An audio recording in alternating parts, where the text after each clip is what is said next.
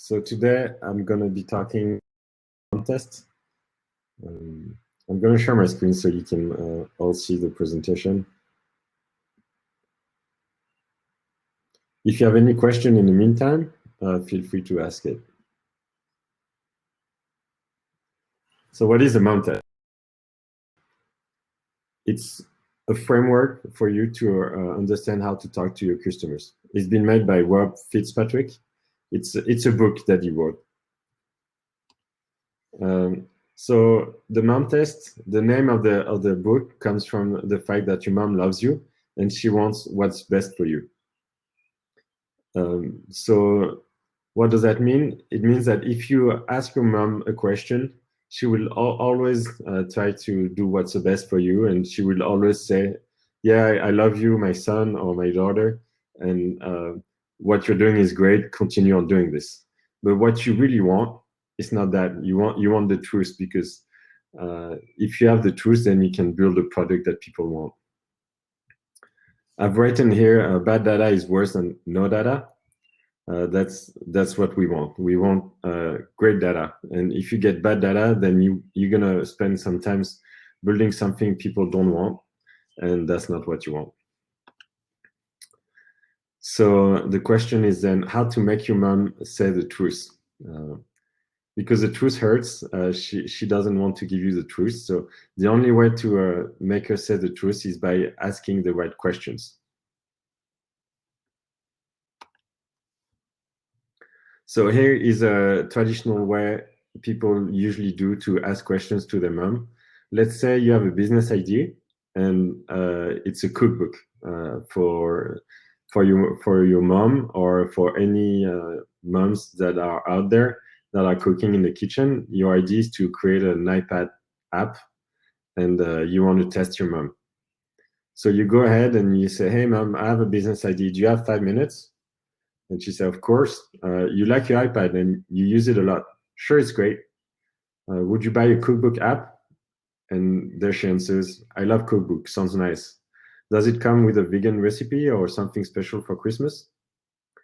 So what she's really saying when she says that, she's saying, I'm proud of you and I don't want to hurt your feelings. And about the iPad question, she's saying, I used to check email on the sofa, but I don't use it in the kitchen. And the last question, she's saying, well, I have plenty of cookbooks. I don't need a computer in my kitchen. It might get dirty. But hey, if my kid made it, I'll try. App? I never bought an app. Don't you need to enter your credit card for that? Let me try to change the subject. So you see here that you might be able to get the answer wrong and think that your mom would be interested in a cookbook app when she's actually not at all. So here are the questions and how you could do it another way. You can ask her specific questions.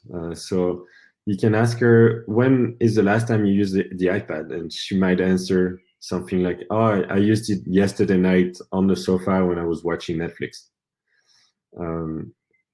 And yeah, you can read the questions for yourself, but basically I'm going to show you how to be specific in your questions and try to get relevant data so you can build something people want. So how do you ask questions? First, let's look at the wrong questions. The wrong questions are questions that are too general and not specific, and people are going to try to make it up to answer. You want to be as specific as possible so people don't make up response. They answer by what really happened in their life. So those kind of questions are usually start with, do you ever, what do you usually, what do you think, could you see yourself using my product? This is not the type of questions you want to ask. The good questions, they're very specific. So how are you coping without it today? Let's say you're doing the cookbook app and you want to ask your mom, like, how do you do to find recipe today? Do you have a cookbook, a real book? Do you go on internet? How do you do it? Can you talk me through the last time this happened to you? This is a great question because people will get into very specific and you can dig further. how would that fit into your day? So imagine you're talking about a possible solution that you found, and you ask them, "Oh, when would you use it? When would be the best time for you?"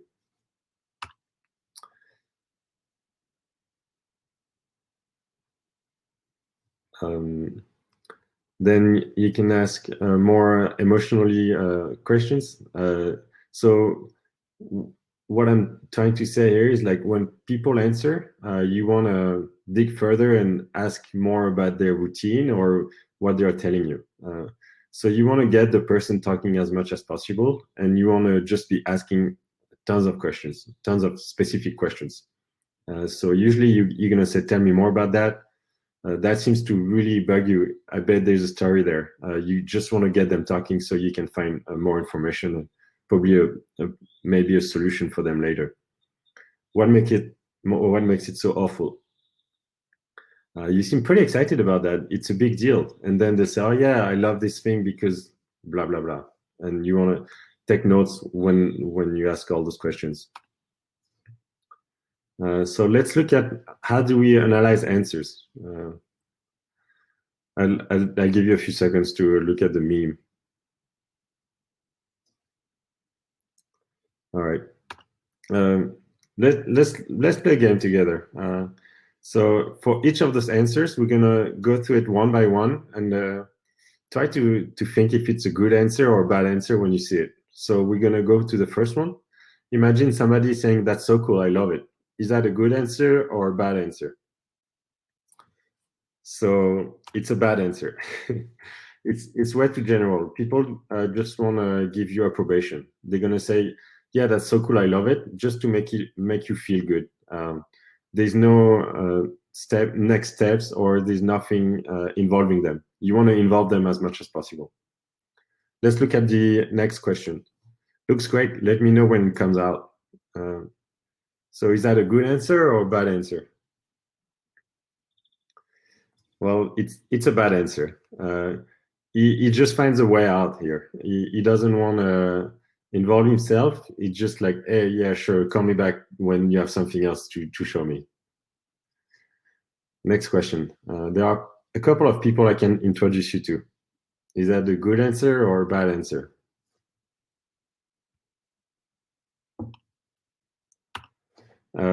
Same. That's a bad answer. There's no clear next step.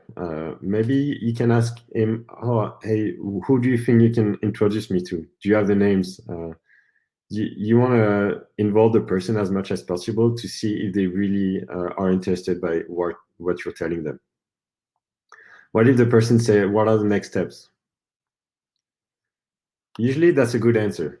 It means that people really want to like go further with you, and they're looking at, okay, when can we try the product?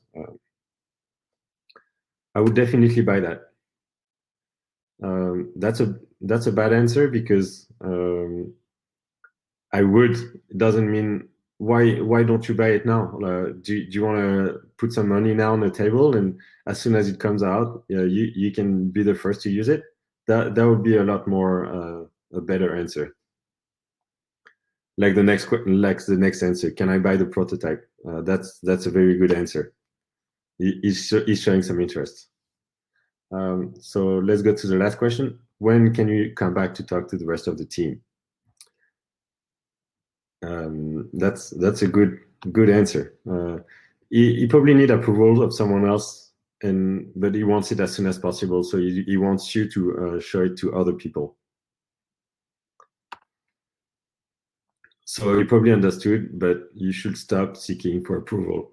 What you want is real data, and you want to know all that information. You don't want people to say, "Hey, what you're doing is great. Continue on doing that," because you're gonna spend so much time building something that people don't want. There's something else. It's called a pitch symptom. So when you present an idea to someone and you want to ask them a few questions, sometimes you might be tempted, and you can be falling back into a pitch mode. So if somebody doesn't understand what you're trying to tell them, you say, "No, no, you don't understand. It's supposed to be this way." and you want to tell them how many features you start off and what are the product that's going to do. You don't want to do that. It's going to turn them off, and they might want to get away from the conversation. You want to listen to them as much as possible. Let's talk about real problems. When you're gonna talk to people, you're gonna find a lot of troubles, a lot of problems, and you're gonna see problems everywhere. But what you want is a real one. You don't want a small, tiny problems that nobody wants to really solve. Sometimes, yeah, a problem, an accelerator. We see this one a lot. It's a loyalty card problem. People usually have tons of loyalty cards, and that's a problem because they don't know what to do with them and they lose them, and that's a problem. But the question is it a big problem enough that people want to fix really bad? How can you know that?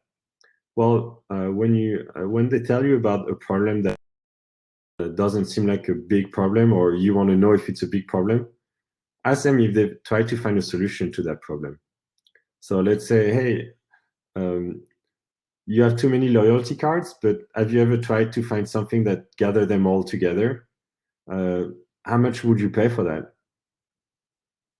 And if the answer doesn't seem convincing, then maybe that means it's not a real problem. How to frame a conversation. When can you do a customer survey? Do you have to set up a meeting? Actually, no. You wanna have those conversations anywhere, anytime. You don't have to set up a meeting with anyone. You just want to call them or see them and ask them 2 or 3 questions that you really have on your mind that would determine whether the problem you want to solve is a real one and how to solve that problem. So you want to keep it casual. It should take between 5 to 15 minutes. So here I've listed a few example questions to ask for a remote team. I know you guys are planning to do a product about remote and the remote teams. And by the way, there's a lot of mentors that are going to be available throughout the hackathon. And I think you should ask them as many questions as possible. It's a good time for you to ask them questions and talk about the problem that you want to solve. And then at the end of the conversation, you might want to talk about your solution. So you can look at those questions. They're very specific, and it might get the person talking, and you want to get that person talking as much as possible.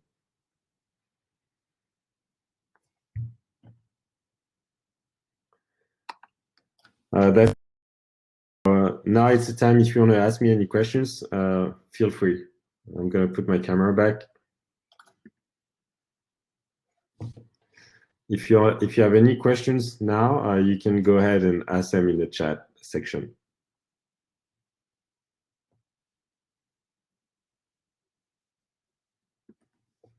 So Claude is asking, how many people is enough to have a real feedback?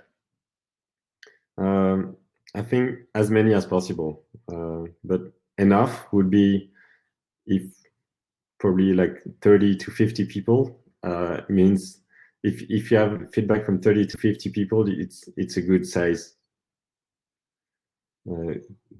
to get it going. But I think throughout your business, you should always seek for a customer survey and understand the needs.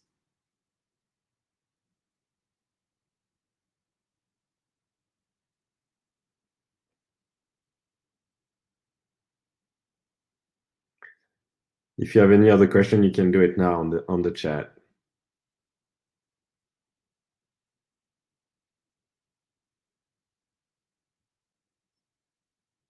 What do I think about focus groups? Good questions. Personally, I haven't done many focus groups. And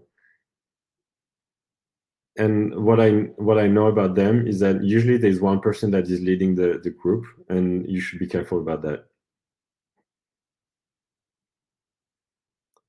So Alexis is asking, what if you can't get a major feedback? How to prioritize them?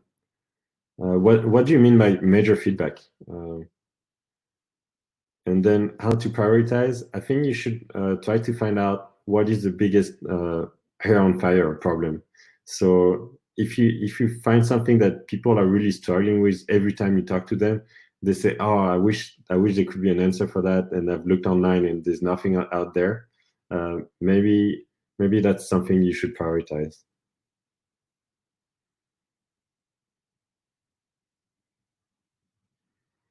So Kevin is asking another questions. How many feedbacks do you need? When do you stop? So I've answered that question already, but I'll say that again.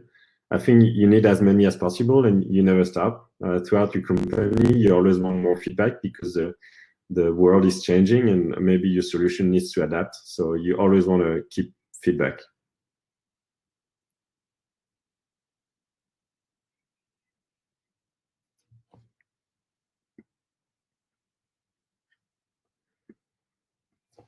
All right, I think we're done for today. Good luck for the hackathon, and remember that the mentors are on the Discord chat for you to ask them questions and to understand their needs better and to find a problem that really needs to be solved. See you guys.